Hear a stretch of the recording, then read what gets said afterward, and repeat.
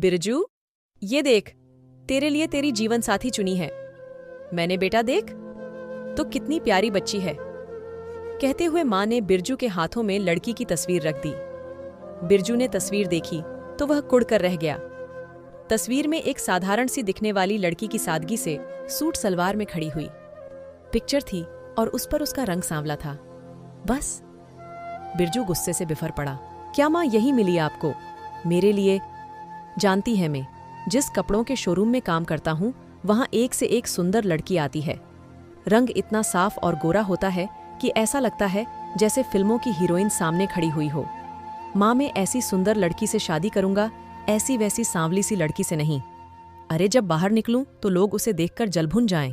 और मां, सोचो, ऐसी सुंदर बहू के साथ जब तुम बाहर या किसी पार्टी फंक्शन में जाओगी तो रिश्तेदारों में एक अलग ही रुतबा होगा। तुम्हारा पागल, ये रंग रूप भला सुंदरता के कब से मायने बनने लगे? पगले, सच्ची सुंदरता तो व्यवहार में मीठी बोली बड़ों का आदर सत्कार करना होती है। मुझे नहीं पता मां, मैं किसी सुंदर लड़की से ही शादी करूंगा बस। देख बिरजू, सुधा मेरे एक जानकार सहेली की बेटी है। मैं उसे अनेकों बार मिल चुकी हूं। जब मिलो मन में घर कर जाती हैं। इतना प्यार से बोलती है। आदर सत्कार करना अपने से बड़े बुजुर्गों को ही नहीं बल्कि छोटे से भी उसका व्यवहार बेहद मिलनसार है। उस दिन रिक्शे वाले से बड़ी तमीज से बात करते हुए देखा। स्वयं गन्ने का जूस पीने से पहले उस रिक्शे वाले को भी लेकर दिया। जब मैंने इसकी वजह पूछी तो वह बोली, आंटी जी, हमारी तरह इन भैया को भी तो प्यास लगी होगी। बात छोटी सी थी मगर उसने मेरे दिल को छू लिया। मगर गुस्से से भरे बिरजू ने फोटो को टेबल पर पटकते हुए कहा, मैं नहीं करूंगा इस लड़की से शादी।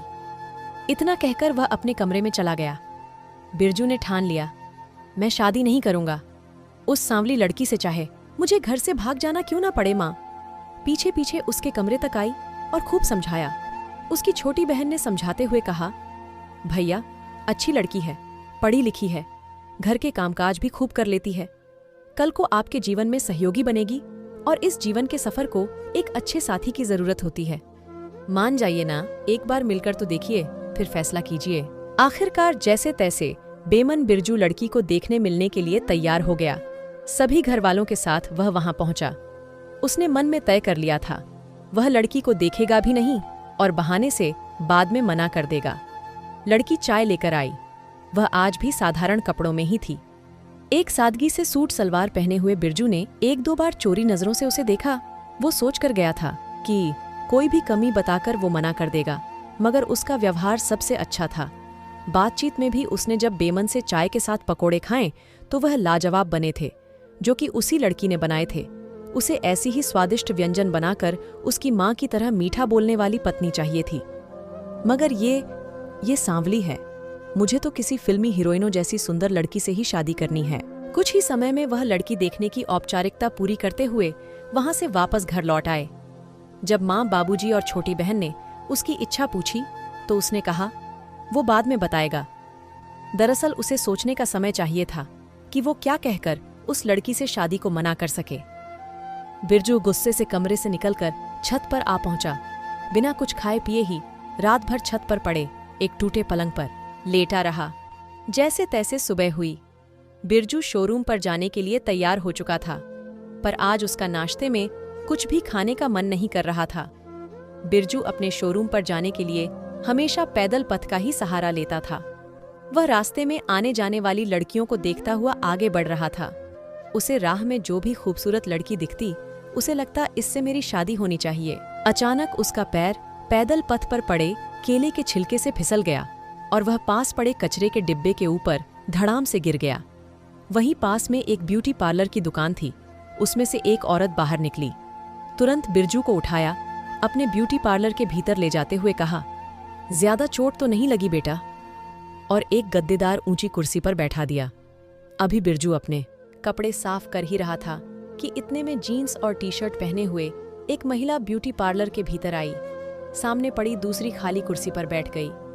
बिरजू उस सांवली सी महिला को देखने लगा। ब्यूटी पार्लर वाली महिला की एक सहयोगी ने एक धागे की मदद से उसकी आईब्रो बना दी। उसकी आंखें खूबसूरत लगने लगी। बालों पर प्रेस करके बालों की चमक और बढ़ गई। चेहरे पर ब्लीच, फेशियल और ना जाने क्या क्या क्रीम लगाने के बाद उस महिला की खूबसूरती में 4 चांद लग गए। बिरजू इस कलाकारी को देखकर दंग रह गया। चंद मिनटों में वो महिला अपने ऊपर किए मेकअप का बिल अदा करते हुए वहां से निकल गई। तकरीबन ऐसे ही 1-2 और महिलाएं वहां आईं और विभिन्न तरीकों से सुंदर दिखाई देते हुए वहां से जाती रही।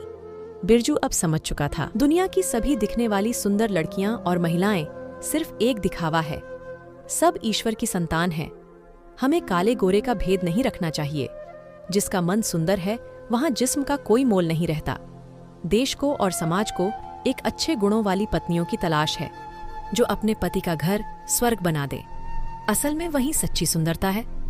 माँ ने मुझे कल जिस लड़की का फोटो दिखाया था, वह लड़की ब्यूटी पार्लर जाकर खुद को सज संवर कर भी फोटो खिंचवा सकती थी, पर उसने ऐसा नहीं किया। वह जैसी है खुद को वैसे ही रखना चाहती है।